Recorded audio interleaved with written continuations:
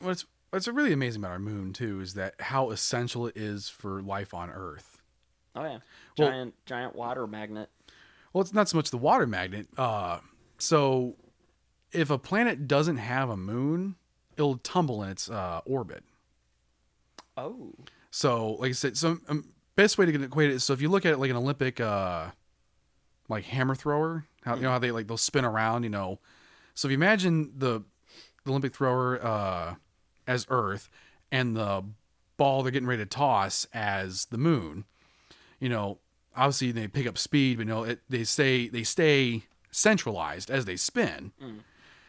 You know, now granted, the moon at some point it's in the process of moving away from Earth at obviously a slow rate. I think it's like 3 inches a year, Yeah. but it's predicted within millions of years from now, if not billions of years from now, it'll be far enough that Earth will still have a gravitational pull on it, but it'll be much much further. Yeah. Believe it or not, like the moon was so close to Earth in the beginning that it was like easy like 5 or 6 times the size it is now in comparison. Oh, So we would have had a Bruce Almighty moon at one point. yes, exactly. No, for real, exactly. It actually, comparatively enough, it was that size. And like I said, at one point, all those years ago, since it allowed Earth's rotation to be faster, so Earth at one point in time had a 22-hour day instead of a 24-hour day. So the farther the moon's going to get, we're going to look at longer days. Like I said, so the moon will still be within Earth's gravitational pull, but it'll be so far out, it'll be very, very, very, very tiny. That's fair. Yeah. Like I said, but having a moon stabilizes your orbit. If you don't have a moon, you'll tumble on your axis. So it gives it almost like a centrifuge. Yeah. So pretty much like you know when you went if you went to a mall when you were a kid and you saw like those big like spheres, not a sphere but like not a sphere. It's like those funnel where you would donate like a penny or a quarter, and you drop it in that little slot and it starts spinning around. Before imagine that but backwards. The coin would be going outward. Oh, towards the rim. So if you can think of it that way. Gotcha. So like I said, the moon stabilizes Earth's axis in its rotation. If we didn't have the moon, essentially if we would tumble in our orbit. So as a result, Antarctica would completely melt over. It'd snow in Egypt. Like there would be absolutely no way to predict the weather. All things bad. Pretty much. All things bad. This is why we need to get out there and quit messing around. Quit fighting. Shake hands. Get to space.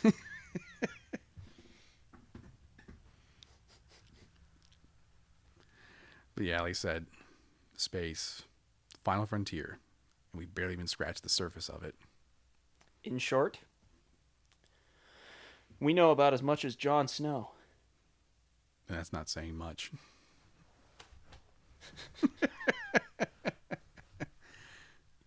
But what did we learn? What didn't we learn? We learned space is scary. Space is scary. Space is cool. Spud has some really, really out there ideas. And you can sink on the moon. And there's a possibility we are not alone in the universe. I don't think we are. There's got to be something else out there. There's got to be something. But if nothing else, just kind of getting the idea that another planet at least has microbes on it really, once again, makes you feel small. We're looking at you, Europa. Well, I was talking about that one that had the microbes on it, but I won't go tit for tat. I just really love the idea of landing on Europa, drilling a hole, looking in there, and just seeing fins. That'd be fucking terrifying. I know, right? But let's take a look. I shit myself. But I'll tell you what. I'll tell you what. It's been real nice hanging out with you, Dad. I'll tell you, that boy ain't right. Space ain't right. picturing Hank Hill experiencing anything in space would be me. Ball! That's a black hole. But I think that next episode's going to be kind of exciting. I can't wait. I've got ideas. Ooh, I'm interested. I'm interested to hear from them. Okay, you're giving us the Steve Burns hands. Excellent. Excellent. Right on the microphone. But yeah, I think we'll definitely we're gonna have to expand on the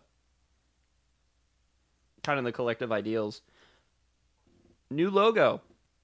Yes, absolutely. New logo.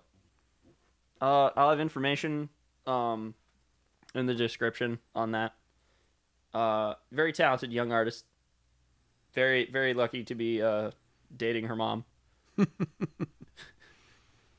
No, but for real, she did a fantastic job, though. Right, 100%. Yeah, I got to see the full video of her drawing it, and actually looks really cool, just from beginning to end. But new logo. I'm gonna definitely gonna be trying to get some updated equipment at some point here soon, actually. And in other news, I bought cymbals. What? I did. But shameless plug, updated logo. And it looks fantastic. But yes, for real, if you can give us your support, we definitely would appreciate it. You can find us at Pumpkins with Tumors Podcast on Instagram. You can also find us on Facebook as well.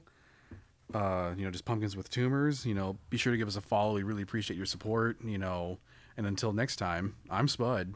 I love you. I'm Dirge. Sorry. I just blacked out for a second. And we'll definitely look forward to talking to you guys again. Like I said, Taiwan on and enjoy it. Enjoy listening to us laugh, cry, and making you cry laughing. With your ears. Thanks, guys. Okay, bye.